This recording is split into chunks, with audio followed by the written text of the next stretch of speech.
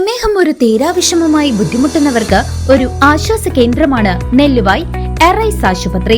പ്രമേഹ ചികിത്സയിലും പ്രമേഹം മൂലമുള്ള കാൽപാദങ്ങളിലെ മുറിവ് ചികിത്സിക്കുന്നതിലും തന്റെ വൈദഗ്ധ്യം തെളിയിച്ച ഡോക്ടർ പ്രേംലാൽ ഇപ്പോൾ നെല്ലുവായ് എറൈസ് ഹോസ്പിറ്റലിൽ തിങ്കൾ മുതൽ ശനി വരെ രോഗികളെ പരിശോധിക്കുന്നു. Arise medical centre, Devaki complex building, Nelluvai. Phone 8589939330 8589939335. തൃശൂരിൽ വൻ കവർച്ച. മണ്ണുത്തിയിൽ കാറിലെത്തിയ സംഘം വ്യാപാരിയുടെ 75 ലക്ഷം രൂപ കവർന്നു. എടപ്പാൾ സ്വദേശി മുബാറക്കിന്റെ പണമടങ്ങിയ ബാഗാണ് കവർന്നത്.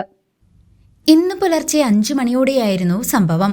ബാംഗ്ലൂരിൽ നിന്നും ബസ്സിൽ മണ്ണുത്തിയിൽ വന്നിറങ്ങിയ മുബാറക്ക് സമീപത്തെ മെഡിക്കൽ ഷോപ്പിന് മുന്നിൽ ബാഗ് വെച്ച് മൂത്രമൊഴിക്കാൻ പോയപ്പോഴായിരുന്നു കവർച്ച.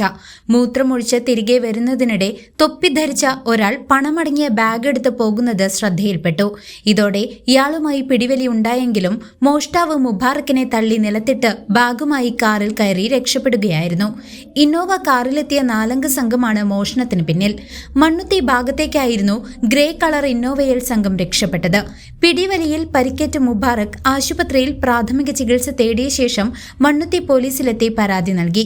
അറ്റ്ലീസ്റ്റ് ട്രാവൽസ് ഉടമയായ മുബാറക്കിന് ബസ് വിറ്റുകിട്ടിയ പണമാണെന്നും കുറികിട്ടിയ പണമാണെന്നുമാണ് പോലീസിന് മൊഴി നൽകിയിട്ടുള്ളത്.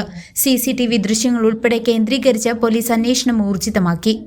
News desk CCV.